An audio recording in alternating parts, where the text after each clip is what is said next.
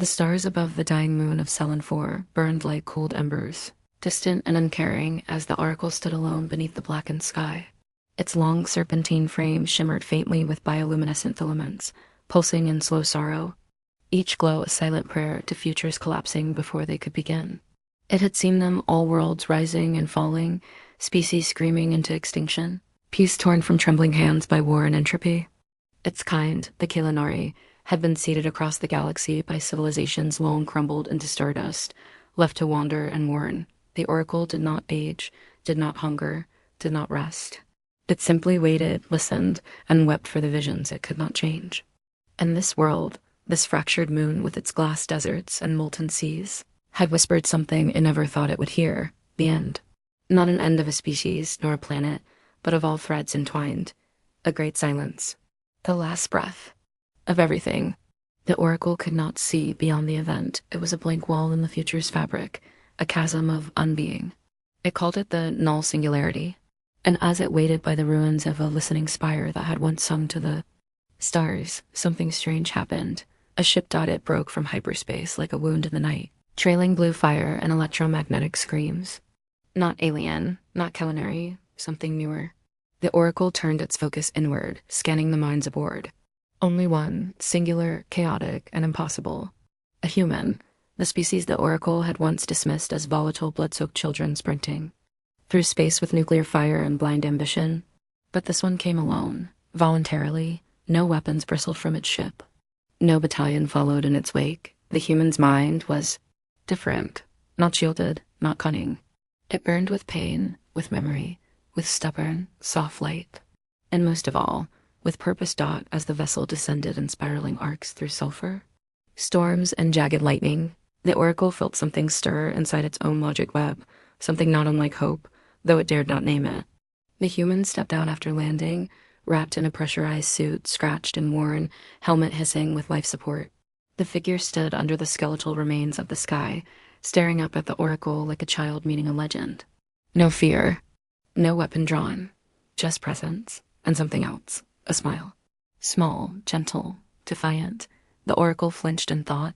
This was wrong. Smiles should not exist on the edge of annihilation. The timeline screamed as they twisted. This human should not be here. And yet, the null singularity pulsed ever closer in the ether, and the human raised a hand, not in command, but in greeting. The oracle recoiled for only a moment, then leaned down from its perch. It did not understand. It could not predict. And that was the first crack in the prophecy's perfect silence. Asterisk rain that wasn't rain fell in shimmering veils around. The human as he stepped forward, boots crunching over ancient, half-melted stone. The dust of forgotten cities clung to his suit, carried by winds that once whispered across culinary temples, now silent and bitter. His name was Commander Eli Vance, though titles didn't mean much anymore. Not after Earth had gone quiet. Not after the skies turned red and then stopped turning altogether. The war had ended not with victory or surrender, but with silence, and Eli had been left behind. One of the last who still searched, who still believed something might matter.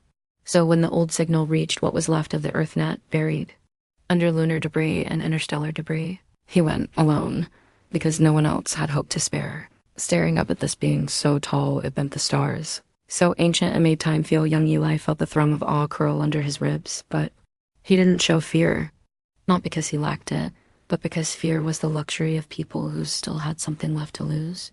He smiled instead, thin and worn, but real.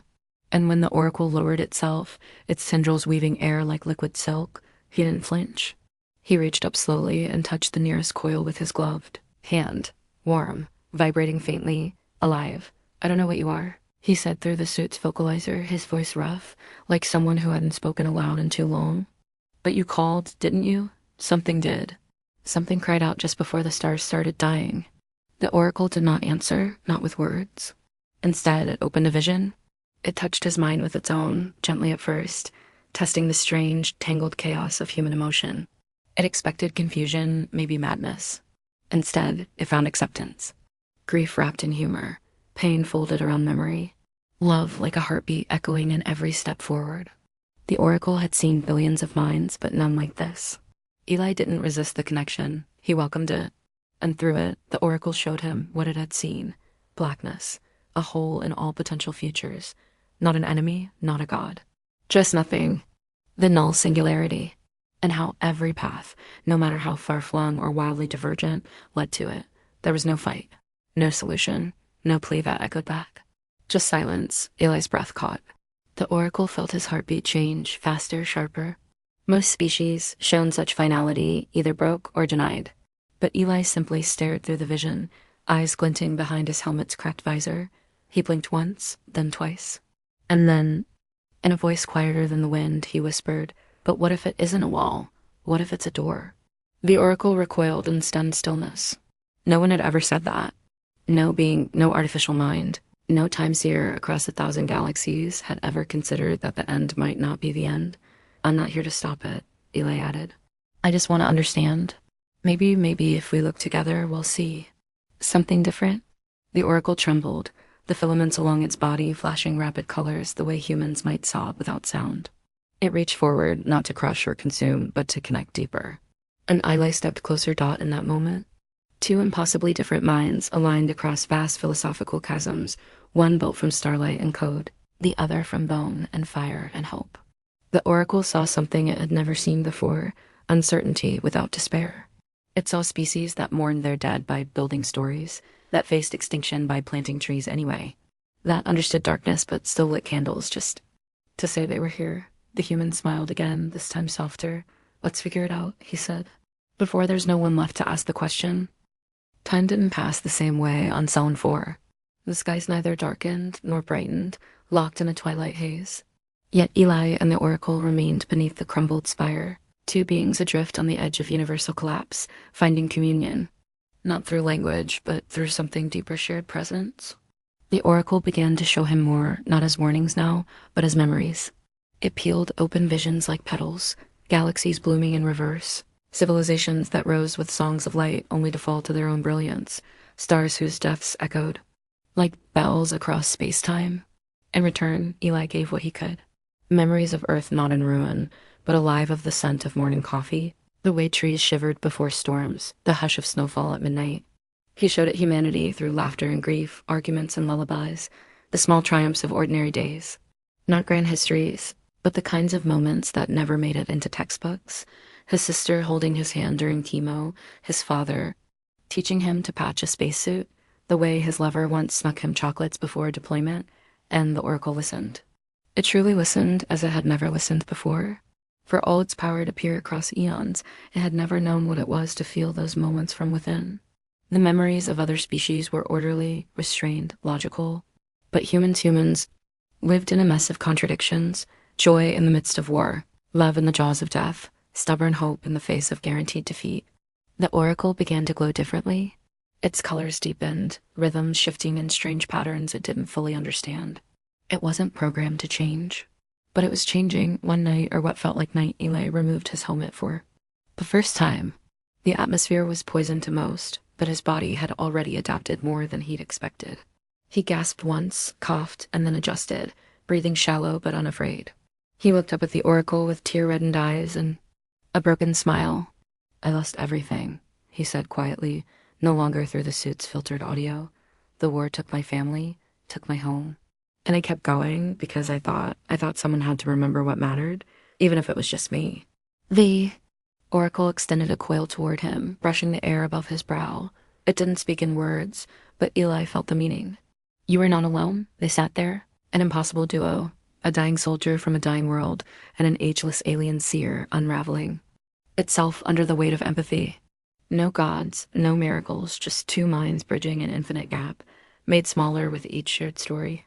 And somewhere beyond that moment, reality rippled, like something watching began to notice. Neither of them knew it yet, but the singularity had stirred.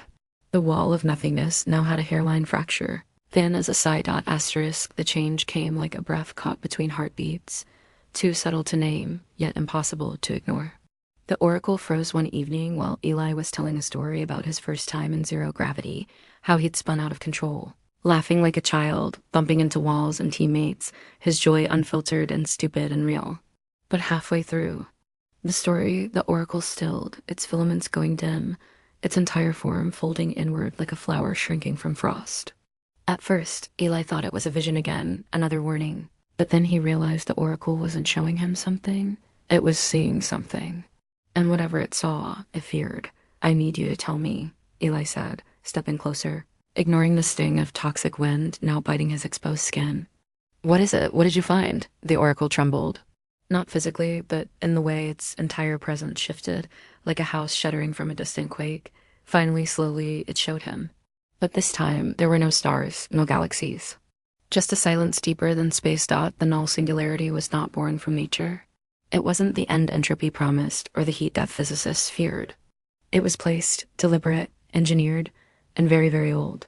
Somewhere, long before humans learned to dream of stars, before the Kalinari even came into being, there had been a species, no name remained, no shape, no record, but one, a choice. They had become gods of their time, able to manipulate space-time, reality, even causality. But they feared what would come next, not destruction, but irrelevance. Not death, but the endless, growing silence of perfection. So they created the singularity, a failsafe, a full stop coded into the future. No mistakes beyond this point, Eli murmured, his voice barely audible. They built an ending, on purpose. The oracle's answer rang inside his mind like a cathedral bell. Yes, doubt it had never said it before. Not in words, not even to itself. But now, with a human standing beside it, it could say the truth out loud. The Kalinari had found the singularity thousands of years ago, but never understood its source. Only that it was absolute, immutable. A final page in the book of existence, one that could not be turned or torn. Until now, because something had changed when Eli arrived. The visions had shifted, slightly, unpredictably, like ink smearing on a page where once there had only been fixed lines. His presence, his very human presence, was beginning to rewrite what should not be rewritten, not with power, not with weapons, but with connection. Why me? Eli asked. I'm not special. I'm not even a scientist. I don't have anything left to give. The oracle answered gently, through emotion more than speech, because you believe even when you shouldn't. That belief is not resistance. It is re-creation. Eli sat down hard, the truth hitting him like gravity. Something had tried to close the book. But humanity, in its raw, ridiculous persistence, had refused to stop writing. And now, for the first time in forever, there was a crack in the story's ending. The oracle knew then what it had feared to admit. The singularity wasn't a wall, not anymore. It could be changed. It could become a door. But not through logic. Not through time manipulation or divine technologies. Only through something messier. Something human. I can't do it alone, Eli said, eyes wide with sudden purpose. We need others. We need to reach anyone who still listens. But the oracle shook with warning, dread crawling like frost across its mind. There were guardians, remnants, machines left behind by the lost creators to ensure the silence stayed sealed. And now, with the future changing, they were waking up. The wind changed. It had never changed before. Not on Cellin 4, where weather had long since died, leaving only sulfur storms that followed orbital decay like clockwork. But now it howled differently, a keening note that scraped across Eli's bones like the memory of screams. The oracle lifted its head sharply, all filaments snapping to alert, casting light into the shadows between the ruined towers. Something was coming. Not life, not sentience. Something worse, preservation without compassion. They came without sound at first, gliding down from orbit like falling daggers. Machines crafted not of metal but folded space, each one a black shape with too many angles and no faces. They were called continuants, left over from the architect race, the ones who'd engineered the null singularity and vanished into the very silence they birthed. Their purpose was simple: keep the end intact, erase anything that tried to. Open the future. The oracle turned to Eli, and he felt a flash of something ancient and bitter: guilt. It hadn't told him about these guardians because it had never dared challenge them before. Now it realized what was truly at stake. Eli's presence hadn't just cracked the timeline, it had sounded an alarm. The continuants had seen the deviation, and they were coming to erase it. Eli didn't run. He couldn't. There was nowhere left to run to. He stood, swaying under a gravity too heavy for hope, and stared up at the descending forms. He had no weapon, no army, just a message, and a question. Could he be enough? Could the simple defiance of belief stand against machines designed to unmake futures? One of them landed with the grace of fallen thought. Its edges flickered with anti-light, and from its core, a voice dripped like cold data. Deviation detected. Singularity protection protocol engaged. Human anomaly will be removed. Eli felt his heart hammer, not in fear, but fury. Not at the machines. At the idea that someone, somewhere, had decided the story should end for everyone. He took a step forward, then another, and he shouted, raw and cracking, "I'm not a mistake. I'm not an error. I chose to be here." The continuant raised a tendril of shimmering void. The oracle surged forward, placing its massive form between Eli and the machine. It pulsed brightly, its own voice exploding across dimensions in waves. Of meaning, this one is mine. This future is no longer yours to seal. But even as the continuance paused, recalculating, more of them arrived. Dozens, maybe hundreds, warping the sky. The oracle turned its mind to Eli with urgency. We must leave. We must carry the deviation further to places they cannot track so easily. Eli hesitated. Leave? But there could be survivors on Earth, people who still remember. We can't run. Forever, the oracle flashed with sorrow. This is not retreat. It is the planting of seeds. You are the first. But you will not be the last. In that moment, Eli understood. It wasn't about defeating the singularity in one act. It was about spreading the fracture, the ripple of change, until the old silence couldn't hold. Hope wasn't a single torch, it was wildfire. The oracle opened a rift, burning energy it hadn't used in millennia, carving a hole through space-time's thick skin. Beyond it lay other worlds, other places where thought still stirred and stories might yet be told. Eli turned back once, watching as the first continuant lunged forward. He didn't know if they'd follow. He didn't know if they'd succeed. But he took the oracle's filament in his hand and jumped through the rift with a final thought burned behind his teeth. They built an ending. We'll build a beginning. Asterisk, they emerged into a world of broken light. A dying nebula twisted across. The sky above a planet wrapped in midnight and violet storms. Here, the laws of physics were weaker, more pliable, an old rift between dimensions left by some ancient war. The oracle stumbled through first, its coils flickering with exhaustion, and Eli landed hard on brittle black soil that shimmered with half-buried memories. They had only seconds. Behind them, the rift pulsed violently, then split wide as the first continuance followed. But this time, Eli didn't wait for the oracle to shield him. He ran forward, directly at the first descending machine, heart screaming. Inside his ribs, he knew he couldn't fight them, not in the traditional sense. Their bodies weren't solid, their intentions not negotiable. But somewhere inside their cold logic, Eli believed there had to be a weakness. Not in their code, but in their assumptions. He stopped before the nearest one, breath ragged, eyes wild. "You were built to stop deviation," he shouted into the void. "You were made to kill change, but you failed." The continuant unfolded, sleek and terrible, its voice calm as entropy. "Deviation has been contained. Continuity will be restored." "No," Eli said. "It won't, because I'm not the only one anymore. You thought the future was a fixed equation. You never accounted for choice." Behind him, the oracle began to glow brighter than ever before. Its light bent the shadows, flared across the storm-choked sky, reached out across dimensions. Not to fight, to call, and across the ether, echoes answered. Somewhere, a survivor on the edge of a ruined Mars colony felt a sudden warmth in her chest. Somewhere else, a child on a station orbiting Alpha Centauri saw visions of a great serpent, wrapped around a human hand, wordless stories, symbols etched in soulfire. The ripple had begun. The continuance faltered. Not physically, they had no true motion, but something in their function hesitated. The oracle had changed. A human had seeded uncertainty. The code no longer held perfectly. "This change is unsanctioned," one of them hissed. Eli stepped closer, chest heaving, rain steaming off his body. "Exactly, because you were never supposed to understand us. That's your weakness. You think control is survival. But humans survive by letting go. We suffer, we lose. And then we love anyway." The oracle surged forward, and for the first time, it didn't shield Eli, it stood beside him, equal, unified. Its voice exploded outward, reaching into the very systems of the continuance, not to destroy them, but to speak a different truth. All endings are choices. You were never built to decide for all. And then Eli did something that shattered every algorithm the continuance held sacred. He opened his arms. He offered forgiveness. "I don't want to kill you," he said softly. "I want you to be free." Too, the rift behind the continuance flickered. Their shapes destabilized, fracturing like glass, catching the first crack. And slowly, impossibly, one of them backed away. The others screamed. Not audibly, but through a rupture in the very data fabric of space. And in that scream, the oracle saw the future diverge again, hundreds of possible paths. No longer collapsing, no longer silent. Some continuance fled. Some disintegrated into their own recursive loops. Others stayed, but no longer moved to. Erase. They watched.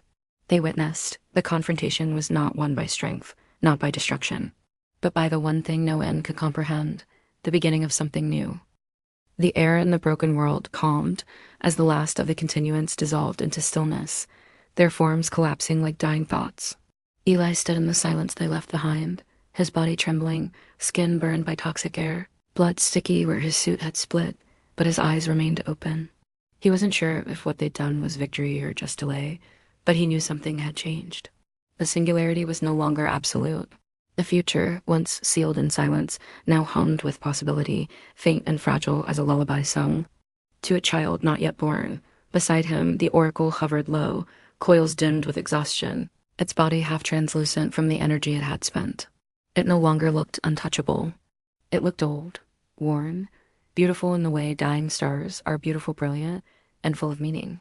It reached out, not with a filament this time, but with its presence. And Eli felt the contact inside his chest like warmth after long hold. Not words, not visions, just things. He sat down slowly, the black soil crackling beneath him, and stared up at the strange sky. We didn't stop it, he said, voice raw. But we opened a crack. That's enough, right? The oracle responded not with confirmation, but with memory. It showed him Earth, not the dead one he'd left behind, but the one remembered through countless minds across the stars. Children laughing under solar panels. Lovers huddled in bunkers painting each other with ashes. Old teachers planting stories like seeds after cities fell. Humanity messy, defiant, broken, but still reaching. And then the oracle showed him something it had never dared before, a path that didn't end. Just one, a single winding thread extending past the edge of the singularity. Not a guarantee. A chance. A sliver of future birthed not by fate, but by choice. Eli wept, not because of sorrow, but because for the first time in years, he saw tomorrow. Not in a vision, but in his own heart. He lay back on the cracked earth, hand resting on the cooling form of the oracle beside him. It's not over, he whispered. It's never really over.